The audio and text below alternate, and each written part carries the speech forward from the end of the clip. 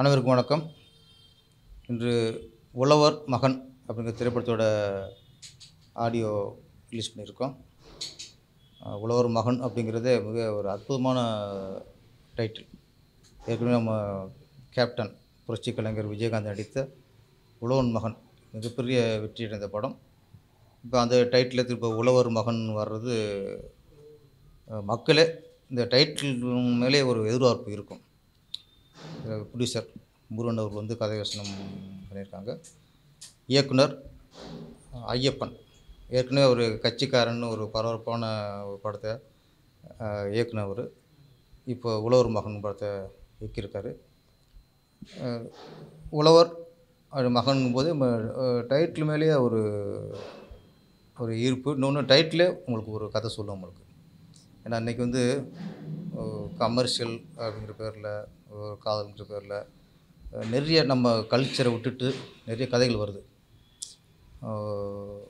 இன்றைக்கி முன்னெல்லாம் கமர்ஷியல் படம்னாலே அதில் ஒரு தாய் பாசம் இருக்கும், ஒரு தங்கச்சி பாசம் இருக்கும், ஒரு அப்பா பாசம் இருக்கும். இன்றைக்கி கமர்ஷியல் படம்னா அதெல்லாம் இல்லை. எதுவுமே இன்றைக்கி வேறு மாதிரி வன்முறைகள், கஞ்சா கடத்துறது, இந்த மாதிரி வேறு மாதிரி கோணத்தில் போயிடுச்சு. இன்றைக்கி கமர்ஷியலுக்கான அர்த்தமே இன்றைக்கி மாறி போச்சு. அப்போல்லாம் கமர்ஷியல் படம்னா எல்லாமே இருக்கணும். காதல் இருக்கணும், நகைச்சுவை இருக்கணும், காமெடி இருக்கணும், ஆக்ஷன் இருக்கணும், டான்ஸ் இருக்கணும், சென்டிமெண்ட் இருக்கணும். இதெல்லாம் கலந்த படத்தை தான் கமர்ஷியல் படம் சொல்லுவாங்க. ஆனால் இன்றைக்கி கமர்ஷியல் படம்னா எதையுமே காணும். வெறும் அடிதடி வெட்டு குத்து இந்த மாதிரி போயிட்டுருக்கு. இந்த மாதிரி சூழலில் ஐயப்பன் மாதிரி ஒரு இயக்குனர் விவசாயிகளோட பெருமையை சொல்கிற படமாக இந்த உழவர் மகனை எடுத்துருக்கிறாரு.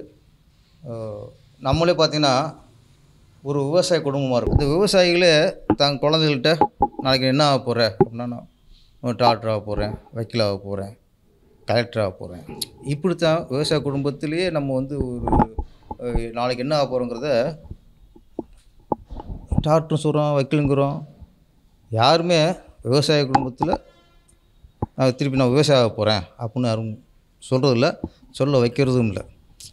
அதை வந்து நம்மளே கொஞ்சம் தாழ்த்துற மாதிரி இன்றைக்குள்ள சமூகம். இன்றைக்கி வந்து ஒரு முதலமைச்சர் பையன் முதலமைச்சர் ஆகிறாப்புல, ஒரு மந்திரி பையன் மந்திரி ஆகிறாப்புல, ஒரு டாக்டர் பையனை டாக்டர் ஆக்கிறாங்க, கலெக்டர் பையனை கலெக்டர் ஆக்கான முயற்சி பண்ணுறாங்க. ஆனால் விவசாயியோட மகனை விவசாயம் ஆக்குறாங்களா? அது நீ கேள்விக்குறி தானே. அப்போ விவசாயங்கிறது என்னமோ இன்றைக்கி அது ஒரு தீண்டத்தகாத மாதிரி ஆகிப்போச்சு. விவசாயியே இன்றைக்கி ஒரு தீண்டாமை மாதிரி இன்றைக்கி ஆகிப்போச்சு. நம்ம அன்னன்னைக்கு நம்ம சாப்பிடலன்னா நம்ம உசுறு போச்சு. 3 நாள் பட்டினி தான் உசுறு போச்சு. நம்ம உசுரை காப்பாற்றுறது முதல்ல விவசாயி தான். அப்போ நம்ம வாழ்க்கையை காப்பாற்றுறது, வசதிக்கு பண்ணுறது, மற்றதெல்லாம் அதுக்கப்புறம் அரசியல் மற்றதெல்லாம். முதல்ல விவசாயி தான் நம்மளுடைய 2ஆம் தாய். முதல் தாய் நம்மளுக்கு தாய்ப்பால் கொடுத்து காப்பாற்றின பெத்த தாய். அதுக்கப்புறம் நம்ம உணவுன்னு நம்ம விவசாயி கொடுத்து தான் சாப்பிட்றோம். அப்போ 2ஆம் தாயான விவசாயியை பற்றி இன்றைக்கி யாரும் கவலைப்படுறதில்ல. அந்த கவலை அதோட வழியில் ஒரு அக்கறையோடு இந்த படத்தை நம்ம ஐயப்பன் இயக்கியிருக்கிறாரு. தயாரிப்பாளர் இந்த படத்துக்கு கதை வசனம் எழுதியிருக்காங்க. சமூக அக்கறையோடு, குறிப்பாக ஒரு விவசாயி மேலே உள்ள அக்கறையோடு, விவசாயம் எந்த அளவுக்கு நாட்டுக்கு தேவைங்கிறத வலியுறுத்த ஒரு விழிப்புணர்வு உண்டாகுது அந்த உழவர் மகன். இந்த உழவர் மகன் மிகப்பெரிய வெற்றி அடைய வேண்டும். மக்கள் இந்த மாதிரி படத்துக்கு சப்போர்ட் பண்ணி ஐயப்பனை ஒரு சிறந்த இயக்குனராக, ஒரு பெரிய இயக்குனராக உருவாக்கணும். இந்த படம் வெற்றி மூலிமா அடுத்தடுத்து தொடர்ந்து நம்ம முருகன் அவர்கள் படங்களை தயாரிக்க வேண்டும். இந்த டீமுக்கு என்னுடைய ஒட்டுமொத்த வாழ்த்துக்கள்.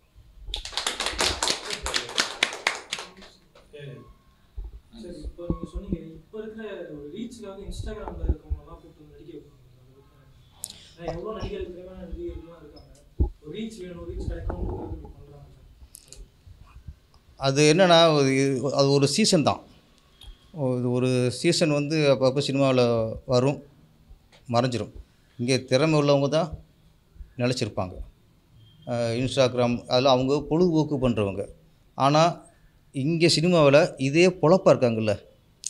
அப்போ இதே பொழப்பு, நடிப்பு தான் பொழப்பு, நடிப்பு தான் எங்களுடைய தொழில், நடிப்பு தான் எங்கள் வாழ்வாதாரம் அப்படின்னு எத்தனை நடிகர்கள் வாழ்கிறாங்க. நீங்கள் அவங்களாம் விட்டுட்டு ஒரு பொழுதுபோக்காக இன்ஸ்டாகிராமில் பண்ணுறவங்கள ரீல்ஸ் பண்ணுறவங்கள போய் நடிக்க வச்சிங்கன்னா இந்த தொழிலை நம்பி சினிமாவே நம்பி இருக்க தொழிலாளர்களுக்கு நடிகர்களுக்கு நீங்கள் துரோகம் பண்ணுறீங்க. குறிப்பாக அதில் ஒருத்தர் வந்து பெரிய நடிகர்களே தரக்குறவா பேசுறது, அவங்களோட நான் பெரிய நடிகர்ன்ற மாதிரி சொல்லிட்டு தெரியுது. இல்லை அது அது அது அது வந்து அது ஒரு டைப்பான ஒரு மெண்டல் சொல்லலாம். என்ன இது வந்து என்னென்னா இது மக்களை எப்படியாவது மக்களை கவரணும், எப்படியாவது நம்ம வீடியோவை மக்கள் பார்க்கணும், அப்படி எதையாவது பைத்தியக்காரத்தனமாக சொல்லிக்கிட்டு கூடாது. நீங்கள் உங்கள் திறமையை வெளிப்படுத்துங்க. உங்கள் திறமையை வெளிப்படுத்தி நீங்கள் வியூவர்ஸை சம்பாதிங்க. ஒரு ஒரு இன்னொரு நடிகரோட நான் நடிக்கிறேன் அப்படிங்கும்போது அந்த நடிகரோட ரசிகர்லாம் மனசு வேதனைப்படும்ல. இது அபத்தமானதுங்க. இது இன்னொருத்த கம்பேர் பண்ணுறதே மனிதன் செய்கிற மிகப்பெரிய ஒரு கெட்ட பழக்கம். இது வந்து ஒரு சிறுபலத்தனமாக இருக்குது. இது இது இது வந்து பொதுத்தளத்தில் போட்டு அவங்கள பெரிய ஆளாக்கிட்டு சில நேரத்தில் பார்த்தா ஒரு அரை நிமிஷம் பார்க்கும்போதே நம்ம அதை தாண்டி போயிடும். இதெல்லாம் முழுசாக பார்க்குறக்கே நம்மளுக்கு மனசு உடம்புல என்ன இதெல்லாம் ஒரு வீடியோன்ட்டு இவங்க பேசுகிறாங்க கேட்க வேண்டியிருக்குன்ட்டு. நீங்கள் நகைச்சுவையாக பண்ணுங்கள், பொழுதுபோக்காக பண்ணுங்கள், மக்கள் கவர்றதுக்கு எத்தனையோ விஷயங்கள் இருக்குது, அதை பேசுங்க. ஒரு பக்கம் பார்த்தா ரொம்ப ஆபாசமாக, ஒரு பக்கம் ரொம்ப ஆபாசமாக சிலதெல்லாம் பொம்பளைன்னு தெரில, எப்படி இதெல்லாம் வீடியோன்னு பதிவு பண்ணி போடுறாங்கன்னு தெரில. அப்படி ஆபாசத்தின் உச்சமாக சிலர் இது பண்ணுறாங்க. சிலர் இந்த மாதிரி சொன்ன மாதிரி ஒரு நகைச்சுவைன்னு உச்சமாக பண்ணுறாங்க. சிலர் அபத்தத்தின் உச்சமாக பண்ணுறாங்க. இதெல்லாம் கொஞ்சம் கண்ட்ரோல் பண்ணணும். இது வந்து எல்லாத்தையும் ஈஸியாக எல்லாத்துக்கும் சுதந்திரம் கொடுத்துடக்கூடாது. பத்திரிக்கை சுதந்திரங்கிறது ஒன்று இருக்குது. அதுக்கு அதை வந்து தவறாக சிலது இந்த மாதிரி சில ஆட்கள் அவங்கள போய் பேசி அவங்களையும் கொஞ்சம் பெரிய ஆளாகிவிட்டு இதெல்லாம் கொஞ்சம் அவங்கள கண்டுக்காமட்டால் அவங்கள கொஞ்சிடுவாங்க. விஜய் வந்து அவரோட பேச்சுலேயே அதுலேயும் வந்து விவசாயிகளை பற்றி குறிப்பிட மாட்டாங்க, அவங்களை பற்றி எதுவுமே சொல்ல மாட்டாங்க. அதை பற்றி விவசாயிகளை பற்றி சீமான் அவர்கள் நிறைய பேசுறாரு. இவர் ஆரம்பிச்சது இது வரைக்கும் விவசாயிகளை பற்றி பெருசாக பேசவே இல்லை. இல்லை நம்ம பேசணும்னு எதிராக இருப்போம். இப்போதைக்கு இந்த கூட்டணி பிரச்சனை போய்கிட்டு இருக்கு. விவசாய பிரச்சனைகள் அதெல்லாம் அதுக்கப்புறம் தான் அவங்களுக்கு. இப்போ கூட்டணி பிரச்சனை, யார் எந்த பக்கம் சேர்றது, அவங்க கூப்பிட்டா என்ன பண்ணுறது, இவங்க கூப்பிட்டா என்ன பண்ணுறது. அதனால் இந்த நேரத்தில் மக்கள் பிரச்சனை வந்து இப்போது அவருக்கு மைண்டில் வராது. தேர்தல் வரும்பொழுது அவர்களுக்கு தேர்தல் அறிக்கையாக வரும்போது அப்போ எதிராக இருக்கும். விவசாயிகளுக்கு என்ன பண்ணுறாங்க, கிராம மக்களுக்கு என்ன பண்ணுறாரு, கல்வி ஏழை கல்வி மாணவர்களுக்கு என்ன பண்ணுறாங்க, ஏகப்பட்டது இருக்குது. எதிராக நிறையா இருக்குது நம்மளுக்கு. குறிப்பாக ஏழை மாணவிகளுக்கு இன்றைக்கி என்ன பண்ண போகிறான்னு ஒன்று இருக்குது. யார் இருந்தாலும் சரி, விஜய் சார் மட்டும் இல்லை, நாளைக்கு இதுக்கு எல்லாமே திமுகவும் சொல்லணும், ஏடிஎம்கேயும் சொல்லணும். இன்றைக்கி வந்து தமிழ்நாட்டில் என்ன பிரச்சனை கேட்க முடியாது, என்னென்ன பிரச்சனை கேட்கணும், அத்தனை பிரச்சனைகள் இருக்குது. குறிப்பாக பார்த்தா இப்போ ரொம்ப அந்த கொலை சும்மா வாரத்துக்கு ஒரு ஒன்று ஆணவ கொலைங்கிறாங்க, இல்லைன்னா லாக்கப் டெத்துங்கிறாங்க, இல்லை அண்ணன் தம்பி வெட்டி கொள்றாங்கிறாங்க. ரொம்ப செய்திகள் ரொம்ப ஜாஸ்தியாக போய்ட்டு இருக்கு. எப்பவுமே ஒரு குறையணும். ஒரு ஆட்சி அப்படிங்கும்போது நல்லாட்சி அப்படின்னா போன ஆட்சியோட மொத்தமாக சுத்தமாக எல்லோரும் புத்தர் ஆகிட்டாங்க, காந்தி ஆகிட்டாங்க அப்படின்னு யாரும் எதிர்பார்க்க முடியாது. அது மாதிரி இந்த பள்ளி மாணவியில் கற்பழிக்கிறது அது ரொம்ப கஷ்டமாக இருக்குது சார். ஒரு சிறிய ரோட்டில் நடந்து போகல சார், வீடியோ பார்த்தோம்ல, ஒரு சிறிய ரோட்டில் நடந்து போகுது, ஒரு நாய், வெறி பிடிச்ச நாய், இந்த குழந்தை தூக்கிட்டு உள்ளே போகும்போது நம்மளுக்கு இப்போ பகிர்றது. தூக்கிட்டு போய் என்ன பண்ணால், என்ன சித்திரவதை பண்ணால், நம்ம நினச்சி பார்க்கவே முடியாத விஷயம்லாம் நடந்துக்கிட்டு இருக்குது. கல்லூரிக்கு போனால் அப்படி, பல்கலைக்கழகத்துக்கு போனால் அப்படி, ஸ்கூலுக்கு போனால் அப்படி. குழந்தை எங்கே தான் அனுப்புவாங்க பெற்றோர்கள்? இதெல்லாம் பார்த்தா பெற்றோர்களுக்கு எப்படி குழந்தைலாம் நீங்கள் ஸ்கூலுக்கே அனுப்ப மாட்டாங்களோ சார். அப்போ இதுக்கு எல்லாமே ஒரு தீர்வு. நான் வந்து ஆளுங்கட்சி எதிர்கட்சி சொல்ல, இது யாரும் தான் மக்களுக்கான கட்சி தானே இது. அதுக்கு நீங்கள் ஒரு காட்டமாக ஒரு அறிக்கை வரீங்களா? நான் கேட்குறது தான். நீங்கள் தண்டிக்கிறது அடுத்த விஷயம் சார். ஒரு மாதிரி ஒரு ஆணுக்குள்ள நடக்கும்போது, ஒரு லாக்அப் டெத்து நடக்கும்போது, இந்த மாதிரி நடக்கும்போது ஒரு முதலமைச்சராக இருக்கவங்க கடுமையான வார்த்தைகள் கொண்டு கண்டனம் தெரிவிக்கணும் சார். அப்போ தான் மக்களுக்கு இது பெரிய தப்புன்னு தெரியும். ஓகே, அவங்களும் ஓகே முதலமைச்சர் கண்டிச்சிட்டாரு அப்படிங்கிற எங்களுக்கு திருப்தி வரும். அது நடக்க மாட்டேங்குது.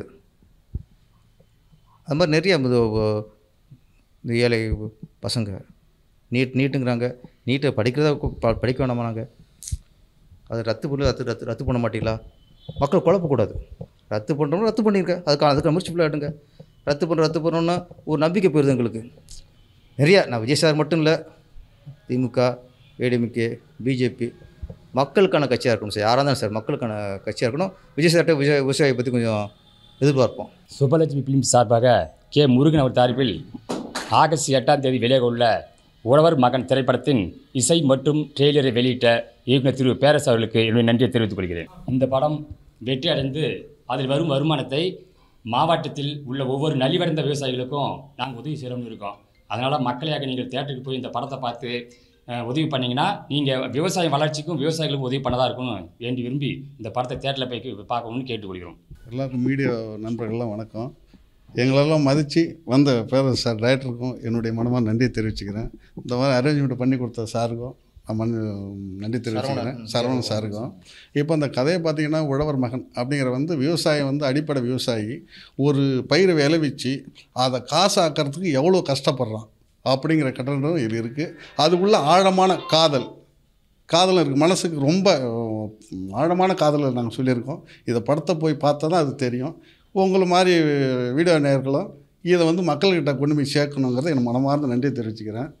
நீங்கள் எங்களுக்கு ஒத்துழைப்பு கொடுப்பீங்கன்னு பார்க்குறேன். நன்றி. கட்சிக்காரன் படத்தில் ஹீரோவாக பண்ண விஜித் சரவணன் என் பேர். இப்போ நம்ம trailer and audio launch, audio release நம்ம பேரரசு சார் ரிலீஸ் பண்ணார். அவருக்கு ரொம்ப நன்றியை தெரிவிச்சுக்கிறேன். உழவர் மகன் படம். ஸோ இந்த படத்தில் நான் ஒரு மிரட்டலான ஒரு வித்தியாசமான கதாபாத்திரம் பண்ணியிருக்கேன். ரொம்ப ஒரு டிஃப்ரெண்ட்டான கேரக்டராக இருக்கும். ஆல்மோஸ்ட் இது ஆன்டி ஹீரோ கேரக்டராக இருக்கும். ரொம்ப நல்லா வந்திருக்கு. படமாகவே கதையாகவே ரொம்ப நல்லா வந்திருக்கு. விவசாயத்தை முன்னுரிமை தந்து படம் எடுத்திருக்கோம். நம்ம முருகன் சார் தயாரிச்சிருக்காரு. ஐயப்பன் சார் கட்சிக்காரன் படம் பண்ண ஐயப்பன் சார் டைரக்ஷன் பண்ணியிருக்காரு. ஸோ எல்லா பத்திரிகை நண்பர்கள், ஊடக நண்பர்கள் அனைவரும் ஆதரவு தருமாறு கேட்டுக்கொள்கிறோம். நன்றி, வணக்கம். அனைவருக்கும் வணக்கம்.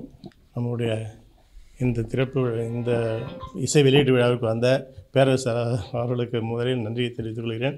இதுக்கு ஏற்பாடு செய்த சக்தி சரவணன் அவர்களுக்கு நன்றி தெரிவித்துக்கொண்டு, இப்போ இந்த படத்தினுடைய தயாரிப்பாளர் கே. முருகன் சார் அவர் விவசாயியாக இருந்திருக்கிறார்.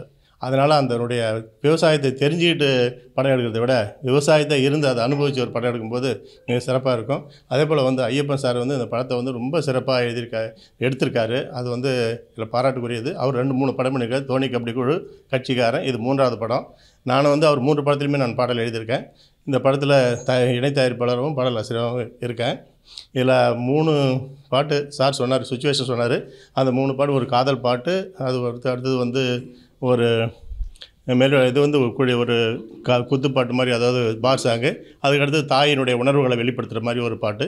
3 பாட்டும் நல்லா வந்திருக்கு, மிக சிறப்பாக இருக்குது. இந்த ஊடக நண்பர்கள் அனைவருக்கும் நன்றி தெரிவித்துக் கொள்கிறேன். ஊடக நண்பர்கள் நீங்கள் தான் இந்த வெளிப்படுத்தி இந்த விவசாயத்தையும் வலுப்படுத்தணும். அதனால் நீங்கள் அது கண்டிப்பாக இதை வெளிப்படுத்தி ஒரு ஆகஸ்ட் 8ஆம் தேதி இந்த படம் ரிலீஸ் ஆகுது. அனைவருக்கும் தெரியப்படுத்தும்படி அன்போடு கேட்டுக்கொண்டு முடிக்கிறேன். நன்றி, வணக்கம்.